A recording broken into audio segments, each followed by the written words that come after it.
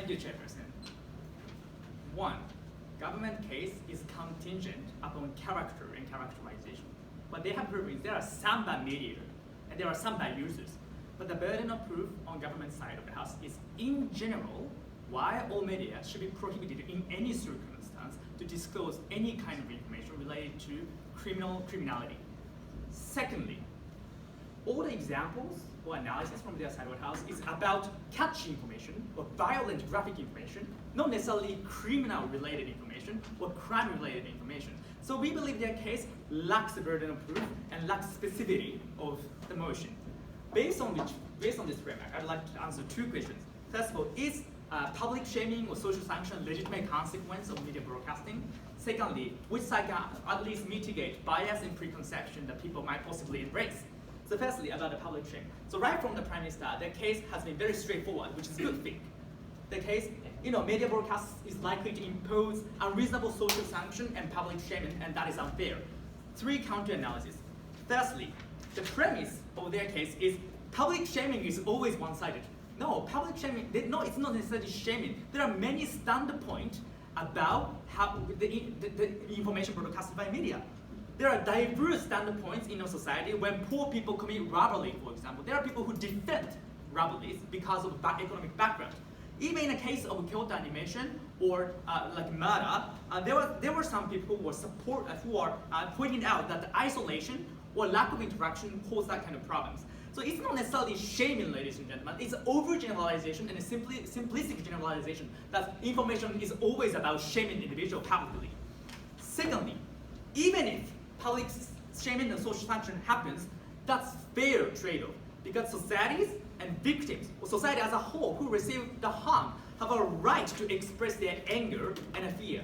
For example, victims of the Holocaust, many Jews historically criticized what Hitler did or what Nazi regime did. That was because the identity related to race was publicized to citizens all across the world.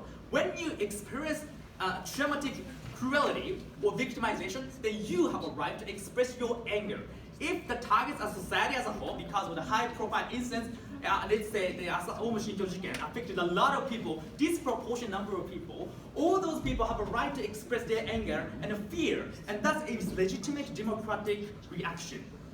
Finally, number 3, social sanction and public shaming is the only effective way or uniquely effective way to strongly pressurize administration to take immediate action to do something about it. And because, for example, local politicians have incentive to win the next election, they have strong incentive to listen to what residents want. If the high crime rate is related to some poverty problem, then local politicians have strong incentive to immediately carry out or execute poverty alleviation policies. And that's the kind of phenomenon we would like to talk about. So conclusion, even if media's information broadcasting has negative consequences, we should not predetermine or pre-assume that the consequence is always going to turn out to be worse. If you make a predetermination or prejudgment, that it's disproportionate intervention into the independence of media. The role of media is to function as a watchdog against the separation of power. If the police institution is corrupt, if the information is monopolized by corrupt police institution in which white police officers already have a bias against African American citizens, then it's a role of media to criticize about it, or enabling the public to have an open discussion to criticize that attitude. And that is a counter principle of media that we defend on the side of us. Therefore, conclusion is there are many circumstances in which media and broadcast information are necessary and critical for democratic decision. Therefore, we should not in general prohibit media to broadcast information. And that is how we interpret about it and prove in this way. Secondly, about the bias, I will take you later. I can promise you, I will take you later. Firstly, their target is emotionally swayed public.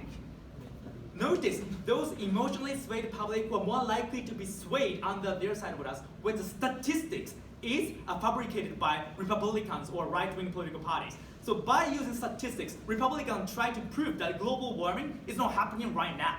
And because it is statistically proven data, people are far more likely to buy into the consequence, buy into the narrative. And that's far more dangerous. What if the right-wing political party statistically prove there's a causal link between immigrants and the crime rates? People are more likely to buy into the authorized narrative, and that is a dangerous outcome. We would like to counter that kind of narrative by having diverse media broadcasting with different standpoint, which is status quo. Secondly, we are worried about quality of information.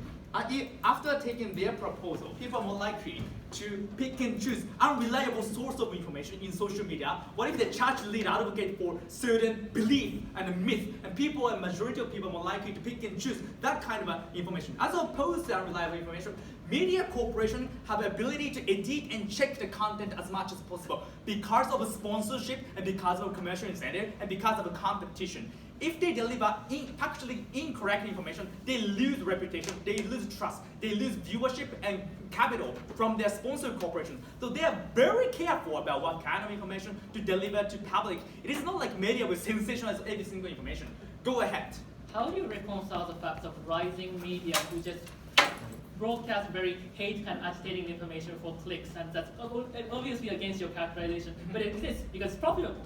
Okay, so let's make a concession.